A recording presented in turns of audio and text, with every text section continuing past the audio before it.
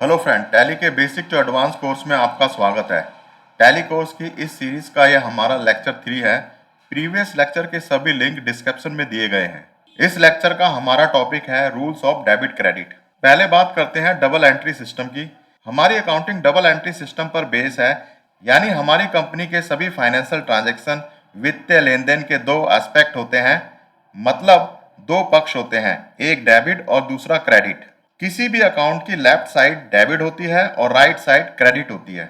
इसे हम एक ट्रांजैक्शन से समझते हैं। Cash receive from Suresh ₹1000।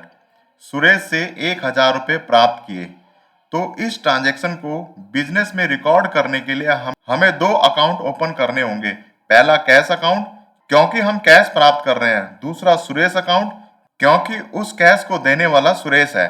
इसलिए यह ट्रांजैक्शन डबल एंट्री पर बेस है। यहाँ हम डेबिट क्रेडिट रूल के अनुसार कैश अकाउंट को डेबिट करेंगे और सुरेश अकाउंट को क्रेडिट करेंगे। इसलिए प्रत्येक बिजनेस ट्रांजैक्शन के दो एस्पेक्ट होते हैं, डेबिट और क्रेडिट। एक अकाउंटेंट को टैली में बिजनेस ट्रांजैक्शन को प्रॉपर्ली ठीक तरह से रिकॉर्ड करने के लिए डेबिट क्रेडिट रूल्स की नॉलेज होनी चाहिए, जिससे हमें टैली में करेक्ट फाइनेंशियल रिपोर्ट्स प्राप्त हो सके। अब बात करते हैं रूल्स ऑफ डेबिट क्रेडिट की।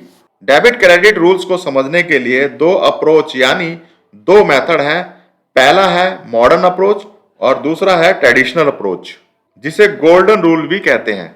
अपने इस लेक्चर में केवल हम मॉडर्न अप्रोच को प्रॉपरली समझेंगे। मॉडर्न अप्रोच में सभी अकाउंट्स को 5 कैटेगरीज में डिवाइड किया है: assets accounts, liabilities account, capital account, revenue account और एक्सपेंसेस अकाउंट। एसेट्स अकाउंट जैसे कैश, डेटर, इन्वेंट्री, बिल्डिंग, इसके लिए रूल्स हैं। एसेट्स इंक्रीज होने पर एसेट्स अकाउंट डेबिट होगा और एसेट डिक्रीज होने पर एसेट्स अकाउंट क्रेडिट होगा। लायबिलिटी जैसे लोन और क्रेडिटर, लायबिलिटीज इंक्रीज होने पर लायबिलिटीज अकाउंट क्रेडिट होगी और लायबिलिटी डिक्रीज होने पर लायबिलिटीज अकाउंट डेबिट होगा। बात करते हैं कैपिटल अकाउंट की। कैपिटल इंक्रीज होने पर कैपिटल अकाउंट क्रेडिट होगा और कैपिटल डिक्रीज होने पर कैपिटल अकाउंट डेबिट होगा।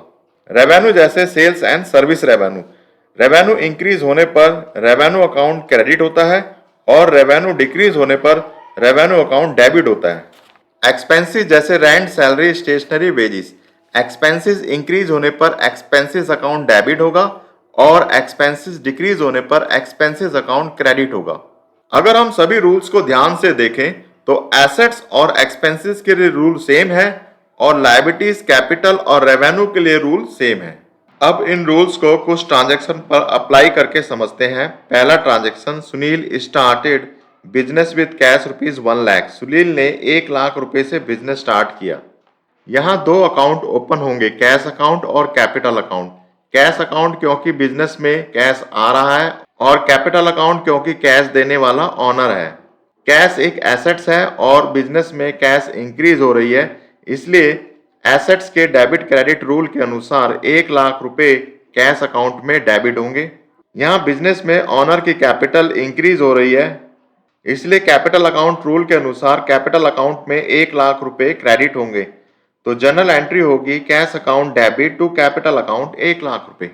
अब एक और ट्रांजेक्शन लेते हैं। Deposited cash into bank ₹50,000 for opening in account. एक बैंक अकाउंट ओपन किया गया और उसमें 50,000 रुपये डिपॉजिट किए गए। तो यहाँ हम दो अकाउंट में एंट्री करेंगे, कैश अकाउंट और बैंक अकाउंट। दोनों अकाउंट एसेट्स अकाउंट हैं। बैंक अकाउंट में अमाउंट इंक्रीज हो रहा है और कैश अकाउंट में अमाउंट डिक्रीज हो रहा है, इसलिए एसेट्स अकाउंट के रूल के अनुसार बैंक अकाउंट में 50,000 रुपये डेबिट होंगे और कैश अकाउंट में 50,000 रुपये क्रेडिट होंगे। तो जनरल एंट्री होगी bank account debit to cash account 50,000 rupees. Next transaction है परचेज फर्नीचर फॉर ₹20,000। 20,000 रुपये का नगद फर्नीचर खरीदा। यहाँ दो अकाउंट में एंट्री करेंगे, फर्नीचर अकाउंट और कैश अकाउंट। दोनों अकाउंट एसेट्स अकाउंट हैं। फर्नीचर अकाउंट में अमाउंट इंक्रीज हो रहा है और कैश अकाउंट में अमाउंट डिक्रीज हो रहा है, इसलिए एसेट्स अकाउंट के रूल के अनुसार फर्नीचर अकाउंट में 20,000 रुपये डेबिट होंगे और कैश अकाउंट में 20,000 रुपये क्रेडिट होंगे और जनरल एंट्री होगी furniture account debit to cash account 20,000 रुपये। नेक्स्ट ट्रांजेक्शन है purchase goods from Mahesh ₹30,000 on credit. Mahesh से 30,000 रुपये का माल उधार खरीदा गया। यहाँ दो अकाउंट में एंट्री होगी, परचेज अकाउंट और महेश अकाउंट। अगर एसेट्स खरीदते हैं तो एसेट्स के नाम से अकाउंट बनता है। यदि गुड्स खरीदते हैं तो परचेज अकाउंट में एंट्री होती है। यहाँ गुड्स उधार खरीदा गया है, इसलिए महेश एक क्रेडिटर है और कुछ अवधि बाद महेश को उधार अमाउंट का भुगतान करना होगा। गुड्स परचेज एक एक्सपेंसेस है। यहाँ गुड्स खरीदने पर एक्सपेंस इंक्रीज हो रहा है, इसलिए एक्सपेंस अकाउंट्स के डेबिट क्रेडिट रूल के अनुसार परचेज अकाउंट 30,000 रुपए से डेबिट होगा। महेश एक क्रेडिटर है जिसे बाद में 30,000 रुपए का भुगतान करना होगा, तो यहाँ कंपनी की 30,000 रुपए से एक लायबिलिटीज क्रिएट हो रही है, इसलिए लायबिलिटीज अकाउंट के डेबिट क्रेडिट रूल के अनुसार महेश अकाउंट 30,000 रुपए से क्रेडिट होगा। तो जनरल एंट्री होगी purchase account debit to Mahesh account 30,000 रुपए। नेक्स्ट ट्रांजेक्शन है purchase goods for cash 15,000 rupees. 15,000 का नगद माल खरीदा। यहाँ हम दो अकाउंट में एंट्री करेंगे, परचेस अकाउंट और कैश अकाउंट। गुड्स परचेज एक एक्सपेंसेस है। एक्सपेंसेस अकाउंट के डेबिट क्रेडिट रूल के अनुसार परचेस अकाउंट 15,000 रुपए से डेबिट होगा। कैश एक एसेट्स है और गुड्स खरीदने पर कैश में भुगतान की जा रही है। यहाँ कैश डिक्रीज होगा, इसलिए एसेट्स के डेबिट क्रेडिट रूल के अनुसार कैश अकाउंट 15,000 रुपए से क्रेडिट होगा। तो जनरल एंट्री होगी purchase account debit to cash account 15,000 rupees. Next transaction है sold goods for cash rupees 25,000। 25,000 रुपए का नगद माल बेचा गया। यहाँ हम दो अकाउंट में एंट्री करेंगे, कैश अकाउंट और सेल अकाउंट। बिजनेस में कैश प्राप्त हो रहा है, जिससे कैश इंक्रीज होगा और कैश एक एसेट्स है। एसेट्स अकाउंट के डेबिट क्रेडिट रूल के अनुसार कैश अकाउंट 25,000 रुपए से डेबिट होगा।